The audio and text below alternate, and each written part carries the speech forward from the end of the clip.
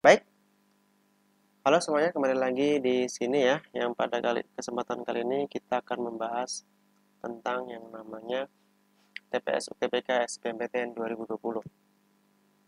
Di mana pada bulan Mei kemarin, Lembaga Tes Masuk Perguruan Tinggi atau sering kita sebut LTMPT telah menyebutkan bahwa sebagian soal yang diujikan dalam UTBK pada tahun ini akan disajikan dalam bentuk bahasa Inggris. Soal-soal yang diujikan oleh Dirjen LTMPT ya, untuk tes pengetahuan kuantitatif tersendiri nanti akan kurang lebih 25% ya. Jadi kalau ada 20 soal, kemungkinan besar ada 5 sampai 6 soal adalah tes itu dalam bentuk bahasa Inggris. Oke ya. Maka dari itu pada kesempatan kali ini saya akan men-share berbagai soal ya tentang kuantitatif tapi dalam bentuk bahasa Inggris. Oke, kita mungkin langsung yang nomor pertama saja ya. Oke, siap. Oke, ini yang pertama ya. Oke, sebelum kita ke pembahasan, saya akan kasih kesempatan dalam waktu 10 detik untuk kalian untuk membaca soal terlebih dahulu. Silakan.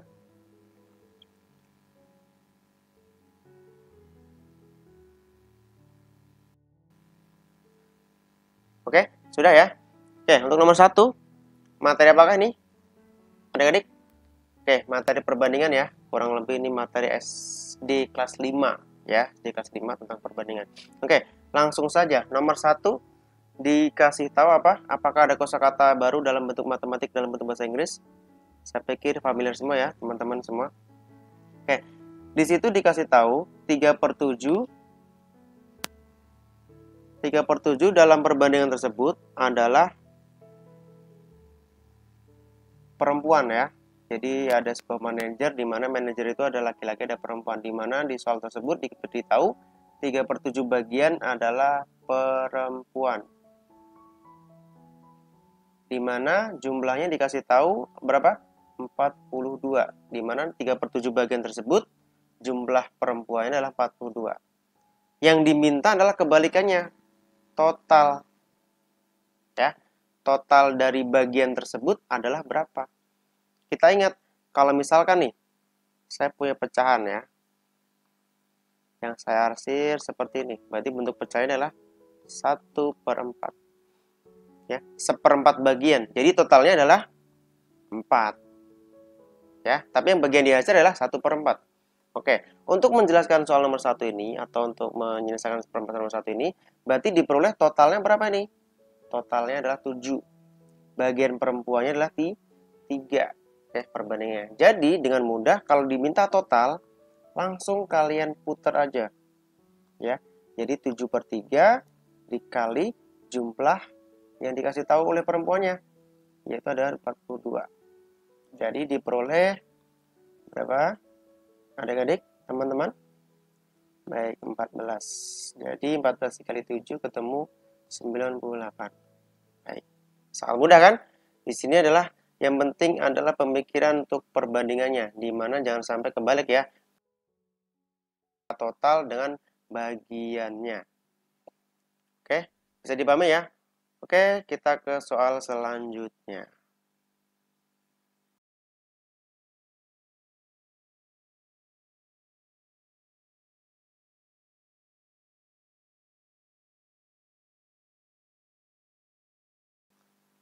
Baik, adik-adik, kita ke soal nomor 2 ya.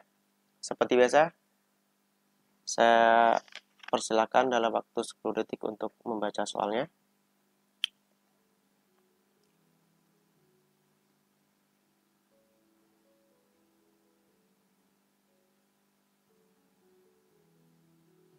Baik, cukup ya. Oke, untuk soal nomor 2, materi apa adik-adik? Baik, ini adalah materi segitiga ya.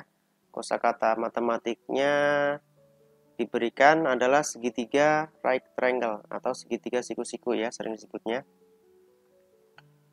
Baik, kita gambar dulu ada segitiga siku-siku. Baik, di mana diberitahu titiknya atau pusatnya di D, siku-sikunya. Nama segitiganya adalah CDE. Kemudian dikasih tahu panjang DE adalah 8. Baik, panjang DE adalah 8. Kemudian panjang CE adalah 17 atau panjang hipotenusa atau panjang sisi miring ya.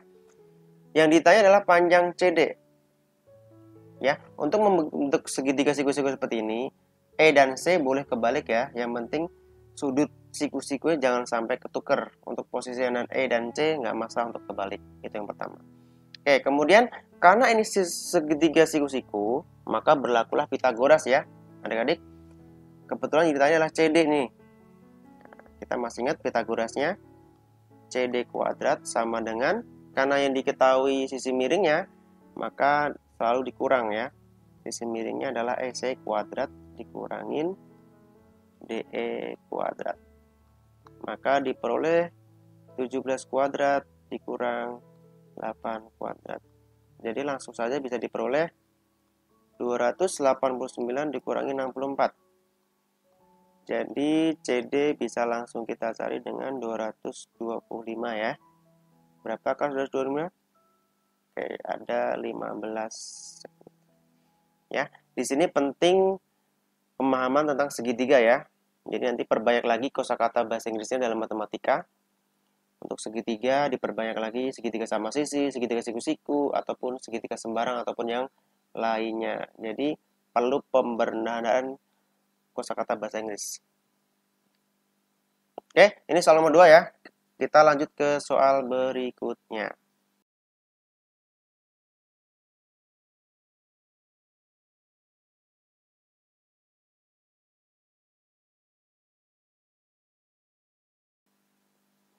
Baik, kita ke soal nomor 3. Dan seperti biasa, saya beri waktu kalian untuk memahami, mengilhami soal tersebut.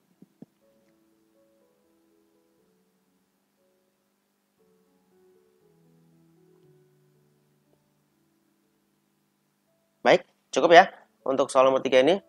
Oke, materi apakah ini adik-adik? Oke, ini adalah materi masih dalam bentuk perbandingan juga, cuman diaplikasikan dalam bentuk perbandingan garis ya. Jadi ada ruas kiri, ada ruas kanan. Oke. Apakah maksud dari sini ya? Y cannot equal 0 ya. Itu artinya Y itu tidak boleh bernilai 0 dan X tidak boleh sama negatif 2. Nah, itu dulu ya. Itu artinya adalah domain ya. Domain itu artinya adalah daerah asal. Dimana jika Y-nya 0 dan X-nya negatif 2, maka fungsi tersebut atau bentuk itu tidak mempunyai nilai ya. Itu adalah penting nggak penting dalam soal ya, tapi tetap harus dicantumkan. Tapi kita lanjut ke perpokok masalahnya, yaitu yang ditanya apa? What is ya, berapa nilai Y? Berapa nilai Y dalam bentuk X? Oke, langkah pertama coba kita sederhanakan dulu. X plus 2 sama dengan 6 dibagi Y. Seperti biasa kalau ada dua perbandingan dalam dua ruas, boleh kita kali silang ya. 3Y sama dengan 6 dikali X plus 2. Maka didapat 3Y sama dengan 6X ditambah 12. Karena diminta dalam bentuk Y, maka Y sama dengan 6X ditambah 12 dibagi 3. Maka Y sama dengan, sama-sama dibagi 3, jangan lupa kalau pembagian semua ini, semuanya wajib dibagi 3 juga ya.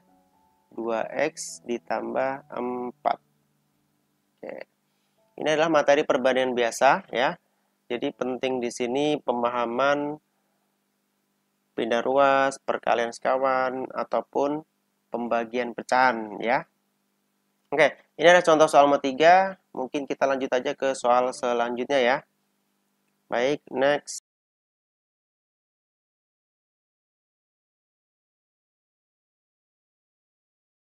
Baik, kita ke soal nomor 4 ya. Saya beri waktu beberapa detik untuk memahami soal tersebut ya. Silakan.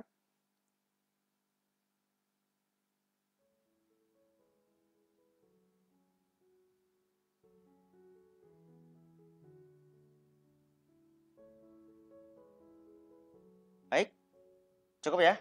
Oke, soal nomor 4 ini masih berhubungan tentang perbandingan ya. Lagi-lagi tentang matematika dasar SMP ya. Baik, di soal ini dikatakan atau dijelaskan ada 4 jenis ya, atau 4 pembanding. Yang pertama kita misalkan saja F ya, freshman dibanding sophomore S dibanding junior dibanding senior. Di mana nilai pembandingnya adalah 1 dibanding 3 dibanding 4 dan dibanding 6. Oke, di mana diketahui lagi junior itu dikasih tahu ada 60 student ya, atau 60 orang. Yang diminta adalah total. Seperti pelajaran sebelumnya ya, karena diminta total berarti kita harus tahu nilai pembandingnya atau nilai total pembandingnya. Berapa nilai total pembandingnya ini? Diberitahu 1 ditambah 3 ditambah 4 ditambah 6. Baik, ketemunya 14. Seperti pecahan yang tadi sebelumnya ya. Karena ini diketahui ada junior ya, junior nilai pembandingnya adalah 4. Jadi kalau kita ubah dalam bentuk pecahan, junior ini ada 4 dari 14. Di mana 4 dari 14 itu ada 60 student ya, atau 60 orang. Nah, yang diminta total. Nah, total itu tadi berapa? 14. Dengan mudahnya langsung kita tukar aja posisinya. Ya, triknya kita tukar balik aja. 14 per 4 dikali 60 orang. Ya, di mana langsung ketemu dibagi 15 ya. Jadi 14 dikali 15 hasilnya sama dengan berapa? Oke, 210. Gitu ya. Karena ini minta total 14, boleh langsung ditukar aja.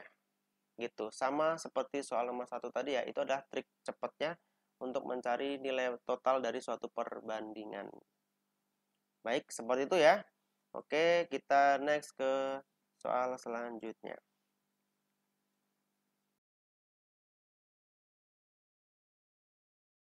Baik, soal selanjutnya.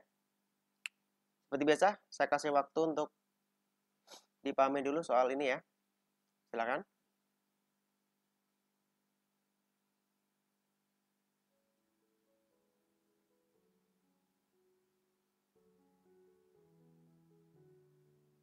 Baik, cukup ya.